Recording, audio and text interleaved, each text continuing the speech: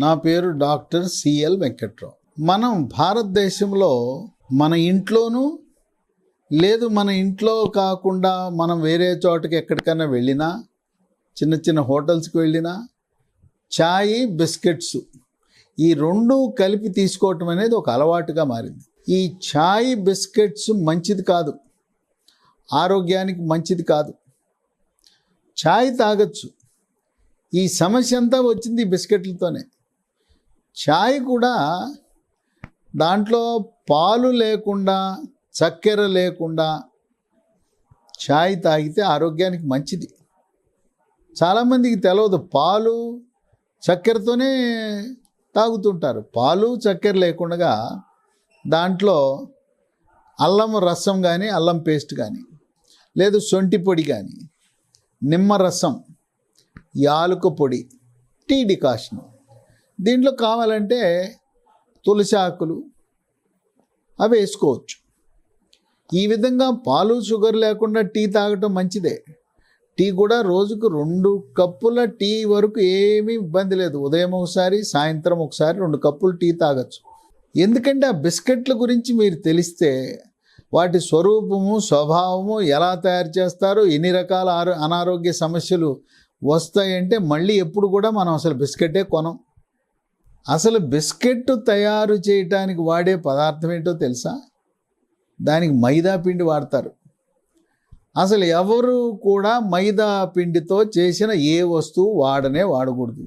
మైదా తినటం వల్ల బరువు పెరిగిపోతారు. మైదా తింటే, మైదాతో చేసిన వస్తువులు ఇవి తిన్నా రక్తంలో ఉండే చెడు cholesterol, bad cholesterol, LDL cholesterol పెరిగి గుండె కండరాలకు రక్త సరఫరా తగ్గి హార్ట్ అటాక్, గుండెపోటు వస్తుంది. పెద్ద మెదడుకు రక్త సరఫరా తగ్గి పక్షవాతం వస్తుంది.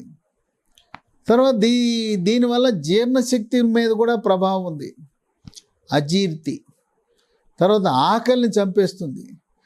ఆకలవదు. జీర్ణరసాల ఉత్పత్తి తగ్గిపోతుంది. జీర్ణ ప్రక్రియ చాలా మందకొడిగా ఉంటుంది. ఎప్పుడైనా బిస్కెట్లు తప్పనిసరి పరిస్థితి, టీ ఉంది, లేదు మేము మా అలవాటు అయిపోయింది, ఏం చెయ్యాలి అంటే, మీరు వాడే బిస్కెట్ల బదులుగా ప్రత్యామ్నాయం అంత ప్రమాదకరము కానివి ఒకటి మేరీ బిస్కెట్లు అని ఉన్నాయి. షుగర్ ఉన్న వాళ్ళందరూ ఏ వాడతారు, ఎందుకంటే దాంట్లో షుగర్ పెరిగే గుణం తక్కువ. సాధారణమైన బిస్కెట్లు తింటే బరువు పెరగటమే కాదు, షుగర్ ఉన్న వాళ్ళకి అమాంతం షుగర్ లెవెల్ 500కి పెరిగిపోతుంది. మేరీ బిస్కెట్లు పర్వాలేదు. ఇక ఈ రస్కులని ఉంటాయి. ఈ రస్కులంటే బ్రెడ్ ముక్కలను దాన్ని వేయిస్తారు. బ్రెడ్ ముక్కలు వేయించి కొంతలో కొంత రస్కులు, మేరీ బిస్కెట్లు పర్వాలేదు. బిస్కెట్లు తయారు చేసేటప్పుడు దాంట్లో ఉప్పు వేస్తారు. ఈ ఉప్పు వేయటం వల్ల బీపీ ఉన్న వాళ్ళకి ఉప్పు మంచిది కాదు. బీపీ లేని వాళ్ళకి కూడా బిస్కెట్లు అదే పదే తింటే వాటి వల్ల బీపీ పెరగచ్చు.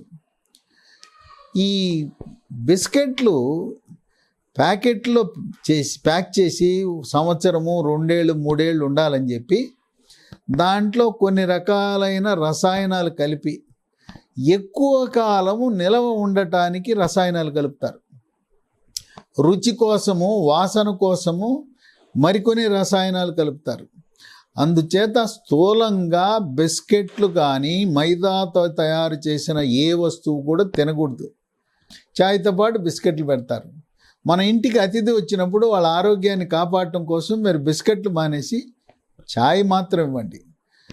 దాంతోపాటు కావాలంటే మీరు ఏదైనా వేరే వస్తువులు ఏదైనా పెట్టచ్చు. పండ్లు, ఫ్రూట్స్, పండ్ల ముక్కలు పెట్టి తర్వాత చాయ్ తాగమని చెప్పండి. ఫ్రూట్స్ ఆరోగ్యానికి మంచిది. లేదు డ్రై ఫ్రూట్స్ ఆరోగ్యానికి మంచిది. అంతేగాని పిల్లలు, పెద్దవాళ్ళు ఎవరు కూడా మైదాతో చేసిన వస్తువులు తిని అనారోగ్యం బారిన పడవద్దు. ఈ చాయ్ తాగండి 2 కప్పులు, కానీ చాయ్తో పాటు బిస్కెట్లు తినే అలవాటుని పూర్తిగా మానుకోండి.